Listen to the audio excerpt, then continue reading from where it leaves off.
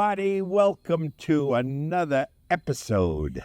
The Culinary View. And we're so excited to be doing this with you right in the middle of harvest. So you can see we've got our harvest t-shirts on.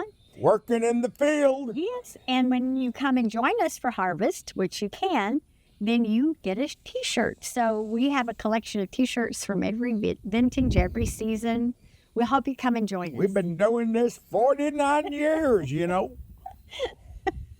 So, as you know, each month we do a different ingredient, and we like to share that ingredient with you. It's kind of a farm-to-table thing, and talk about our wine and food pairing.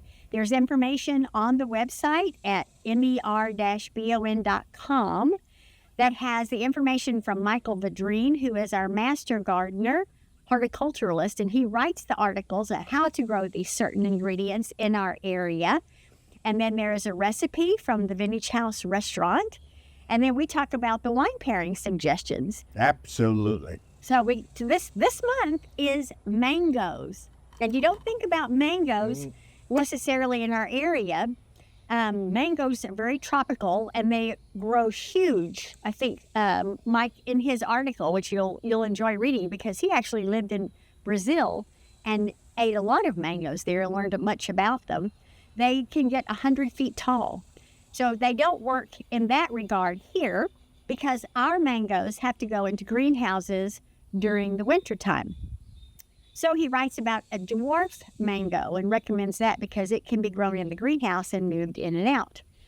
So in the recipe that we're going to do today from the chef, he used the mangoes in like a salsa or chutney that you can use as a condiment. You can use it on meats. You can use it just in about any way you want. But I think the fun part of it is that you can season it to go with different styles of wines.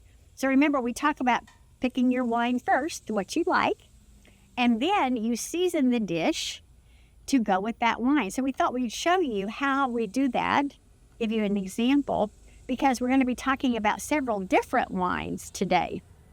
The first one is... Wide spectrum of wines. Our first one is our Brut, our sparkling Brut. It is a gorgeous Brut. And it's dry. Dry, extremely effervescent, wonderful flavor, beautiful.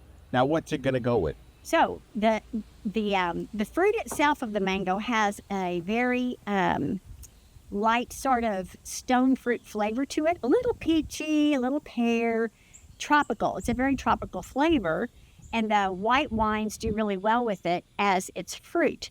Then this particular one we've used in the recipe. So we do the wine affinity with the recipe because it's the same wine in the recipe that we're serving. So this is the recipe as it exists on the website. And that's the one that we would do with the sparkling Brut as well as the Viognier, which is our next one. So we've got a lovely Brut and then the Viognier, which I think is one of the best grapes that we grow in Texas in terms of a dry, peachy wine. You know, we have a little difficulty growing Chardonnay since it comes out so soon in the spring. A lot of times we get a little bit of a nip in the old Chardonnay cluster. But with the Viognier, it seems to be a little bit delayed. So as a result, I think it's much more successful. Plus the fact that when you have a dry, desert-like climate, it accentuates the peachy flavor in the Viognier. And that's the reason why I think Texas Viogniers are so wonderful. And this particular one from Messina Hof is gorgeous. It's really peachy, it's clean, it's crisp, and it goes great with the chutney. And the other thing about mangoes is that they can be very sweet and juicy.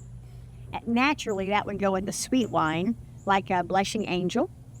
But also, you can get them when they're not so sweet. They're a little bit more acid. And those do work well in recipes like the chutney or the salsa. But that allows you to use a little bit drier wine because that doesn't compete with the flavors of the mango. And this is so versatile, we can actually do red wine. That's right. And we're going to talk about two reds. One is a a library Primitivo. And the Primitivo, is the cousin to Zinfandel. But for the most part in Texas, Primitivo, it's a clonal variation, does much better than Zinfandel. Even though they're supposed to be so related, in our vineyard in West Texas, we have Zinfandel growing right next to the Primitivo, and the Zinfandel has a lot of difficulty. The berries get so big that if you get a little bit of rain, it just causes the berries to burst. But the Primitivo, clonally different, doesn't seem to have that problem. So as a result, we get really all the flavors that you normally associate with Zinfandel in the Primitivo, but it grows so much better. So it's kind of like Puglia. We just got back from a trip in Puglia. There they grow Primitivo.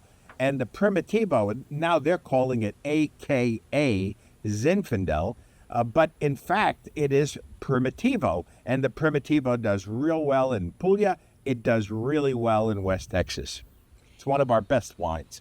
And you want to go ahead and talk about the other one? And then the creme de creme is our Paulo Primitivo, because it is the best of the Primitivo each year. And the Paulo it gets the best oak. It gets the most exposure in oak. As a result, the wine is bigger. It's bolder. So it's a nice comparison to take the Paulo and take the private reserve Primitivo and taste them side by side, and you will see a subtle difference in the style of the wine. And a little bit in also the boldness of flavor. Absolutely. The Paulo is always a little more bold in character, usually has a little more texture to it.